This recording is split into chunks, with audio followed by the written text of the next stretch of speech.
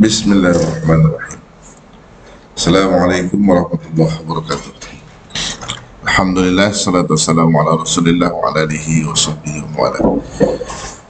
Asyhadu an la ilaha illallah wahdahu la syarika lah wa asyhadu anna Muhammadan abduhu wa rasuluhu. Allahumma shalli ala Muhammad wa ala ali Muhammad. Assalamualaikum ya Rasulullah.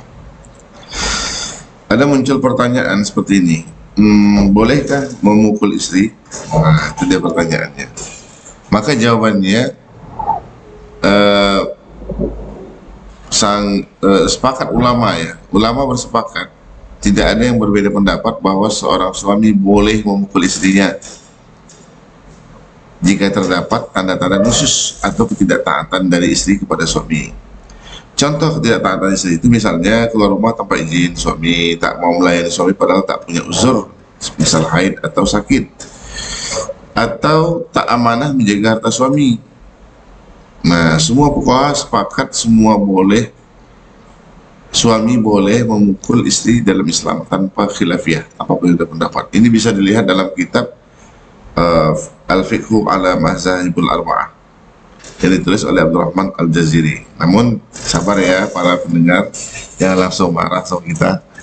Kau boleh mukul istri. Nah, pertama kita lihat dalil syar'inya dulu ya. Sebagaimana Allah SWT berfirman dalam Al-Quran di dalam surah An-Nisa ayat 34, wallati takhafuna nusyuzahunna fa'izuhunna wahjuruhunna fil madaji' watribuhunna fa in ata'nakum fala tabghu 'alayhinna sabila innallaha kana 'aliyan kabira. Wanita-wanita yang kamu khawatirkan nusyuznya, maka nasihatilah mereka dan pisahkanlah mereka di tempat tidur mereka dan pukullah mereka. Kemudian jika mereka mentaatimu, maka janganlah kamu mencari-cari jalan untuk menyusahkannya. Sesungguhnya Allah Maha Tinggi lagi Maha Besar. Nah, ini jelas ya di dalam penjelasan Al-Quran. Nah, 3 tahap mendidik istri menjadi sebelum kita membuat satu keputusan bahwa akan melakukan satu tindakan ataupun membuat satu tindakan yang akan memberikan pelajaran kepada istri, maka di dalam ayat tadi itu perlu kita ketahui ada 3 tahap mendidik istri. Yang pertama, ayat ini menunjukkan bahwa suami berhak mendidik istrinya yang menampakkan gejala khusus dalam 3 tahapan secara tertib sebagai berikut. Jadi ada gejala khusus, misalnya ya mulai membantah padahal yang dibilang betul. Tetapi jangan lupa, suami juga harus introspeksi kenapa istri membantah.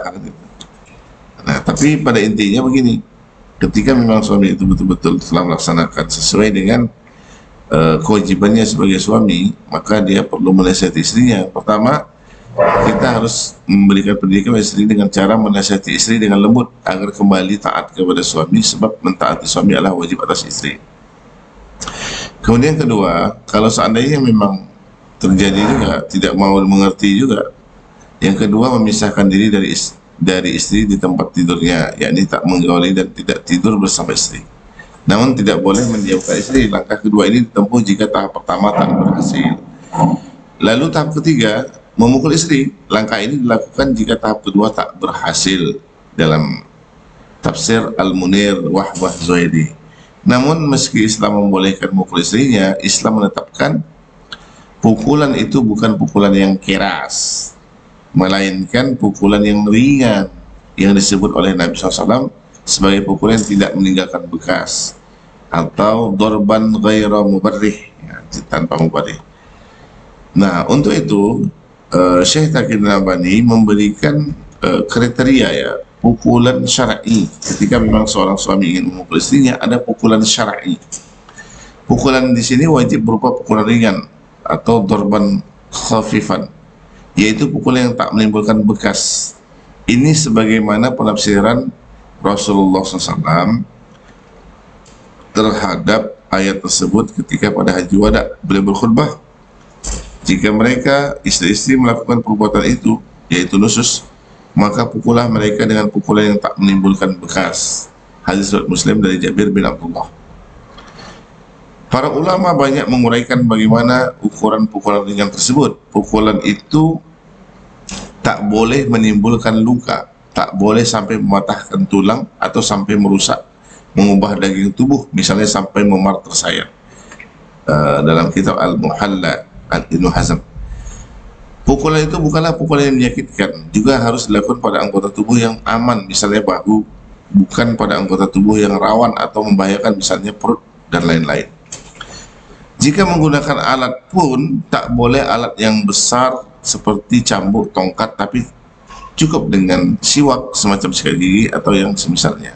Dalam kitab Syarah Unqudul Lujain, ya, Imam Nawawi Al-Baghdadi.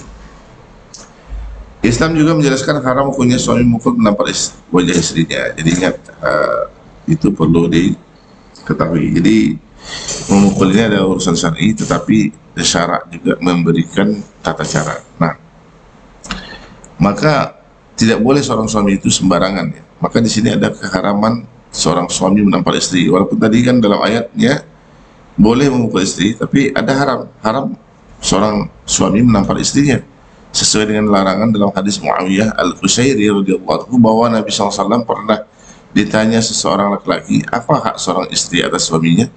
Nabi SAW menjawab, kamu beri dia makan jika kamu makan, kamu beri dia pakaian jika kamu berpakaian, jangan kamu pukul wajahnya, jangan kamu jelek-jelekkan dia, jangan kamu menjauhkan diri darinya kecuali masih dalam rumah. Artinya apa? Tidak boleh meninggalkan istrinya tanpa ada alasannya yang sifatnya yang dibolehkan syariat. Dan perlu dicatat oleh seorang suami bahwa suami itu justru menjadi terbaik kalau tidak menggunakan tangan atau tak memukul. Namun yang lebih utama adalah memang ya boleh kita memukul istri, tapi yang lebih utama itu adalah memaafkan, yaitu tak memukul istri. Imam Syafi'i meriwayatkan bahwa Nabi SAW bersabda, la yadriba khiyarukum, orang-orang terbaik di antara kamu tak akan pernah memukul istrinya. Imam Syafi'i dalam kitab Al-Qum. Maka inilah penjelasannya bagaimana hukumnya seorang suami memukul istrinya, sehingga dia menjadi tahu apa saja yang harus dia lakukan dalam berumah tangga, bahwa dia adalah menjadi pemimpin dalam rumah tangga untuk mendidik dan mengajar istri untuk menjadi yang lebih baik. Nah, mudah-mudahan bermanfaat. Semoga aktivitas kita hari ini dimudahkan Allah. Assalamualaikum warahmatullahi wabarakatuh.